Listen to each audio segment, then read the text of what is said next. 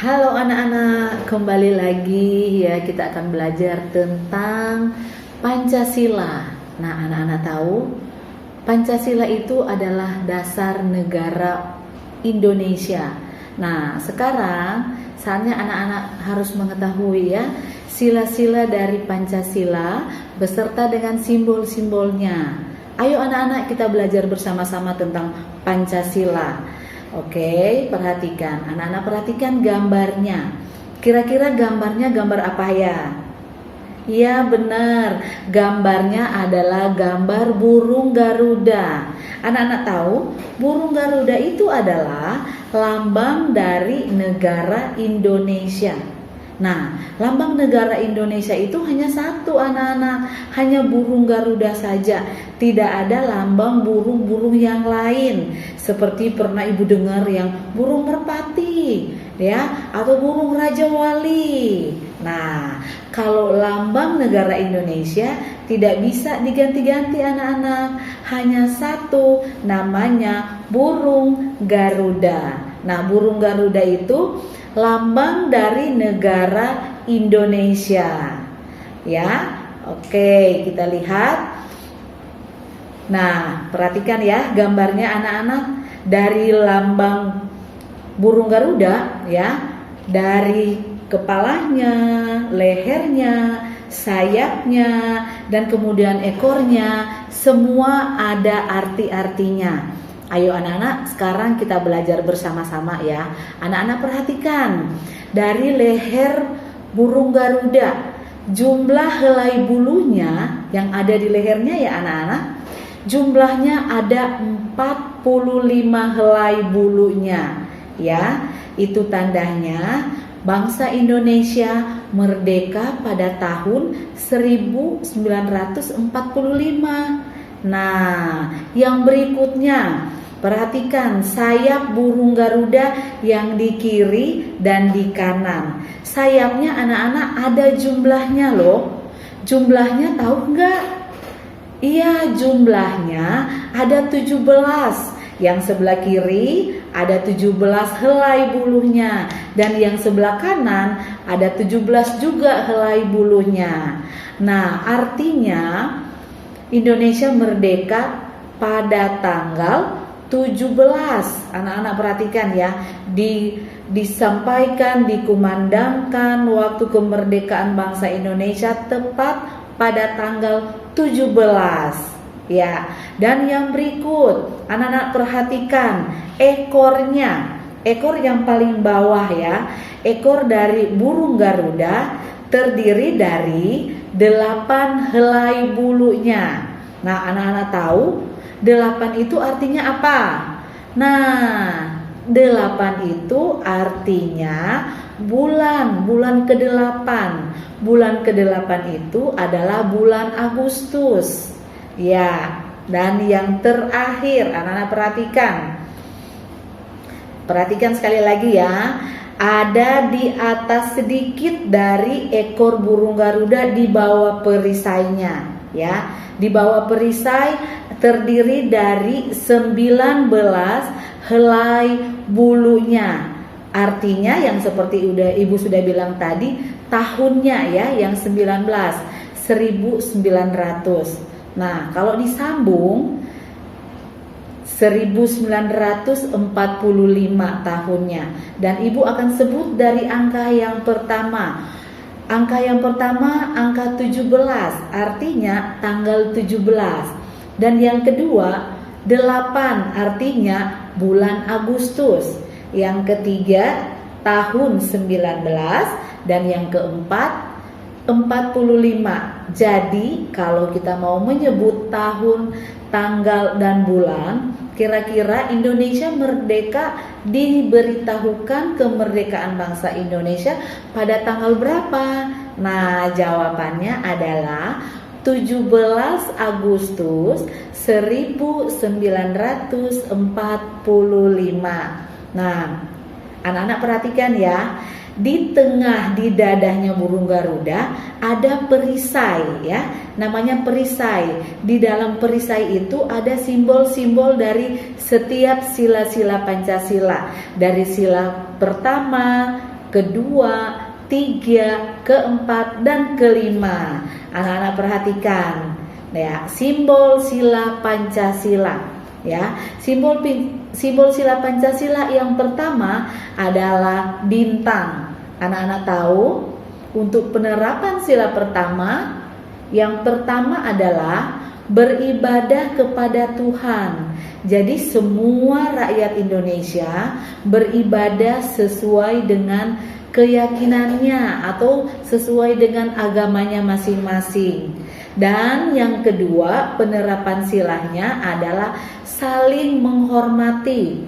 Saling menghormati antar sesama umat beragama.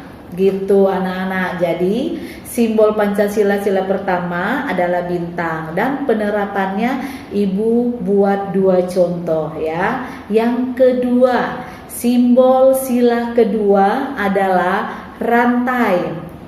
Nah, untuk penerapan sila kedua, yang pertama saling menolong.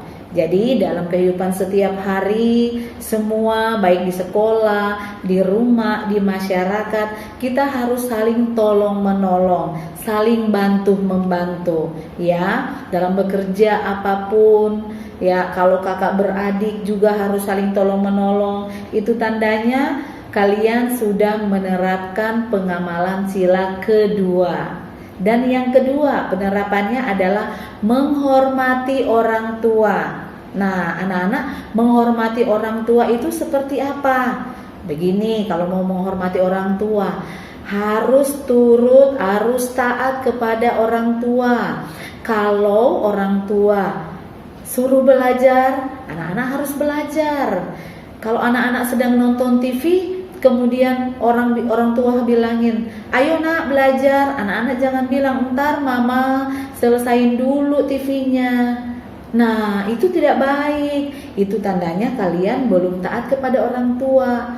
Ya, menghormati orang tua juga bukan berhormat seperti ini ya anak-anak ya, tetapi dengar-dengaran semua, setiap perkataan orang tua, setiap nasihat dari orang tua. Kalau karena anak-anak sudah taat kepada orang tua, berarti anak-anak sudah menjadi anak-anak yang hebat, anak-anak yang luar biasa. Anak-anak bisa menerapkan pengamalan sila kedua, ya. Dan contoh lagi pengamalan sila ketiga. Nah, anak-anak tahu simbol sila ketiga apa? Iya benar, simbol sila ketiga adalah pohon beringin. Nah, penerapan sila ketiga yang pertama adalah tidak membeda-bedakan suku ataupun agama.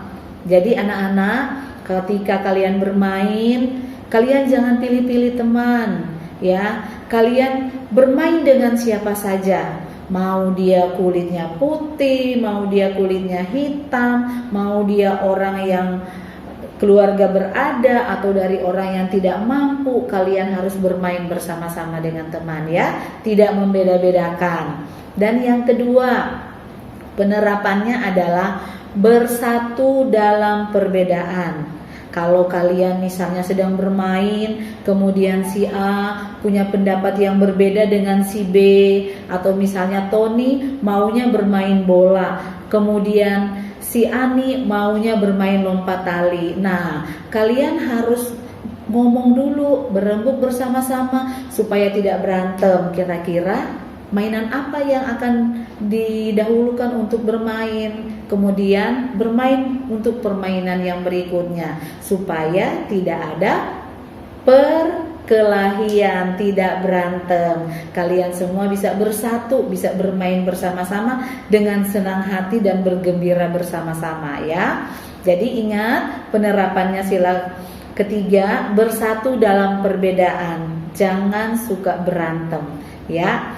Yang berikut, anak-anak perhatikan simbol sila keempat. Simbol sila keempat adalah kepala banteng.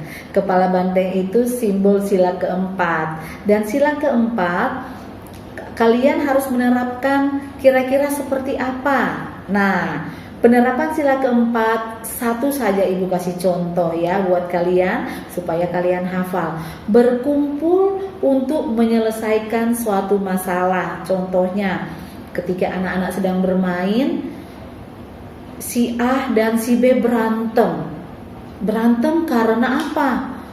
Si A tidak mau bermain dengan mainannya si B, katanya karena kurang bagus. Nah, itu tidak baik. Jadi selalu harus bersatu, berkumpul. Ataupun menyelesaikan masalah, ada si C datang, kalian juga harus dengerin. Si C memberikan pendapat, jangan mau menang sendiri ya. Ketika kalian bermain atau ketika kalian belajar atau dimanapun kalian berada, kalian berkumpul dengan siapa saja, baik di rumah, di sekolah, di masyarakat. Kalian selalu harus berkumpul, bersatu. Ketika ada masalah harus diselesaikan, supaya kalian tetap menjadi sahabat yang baik ya, dalam bersahabat, dalam pergaulan. Pinter. Oke, yang berikut, sila kelima. Simbol sila kelima adalah padi dan kapas.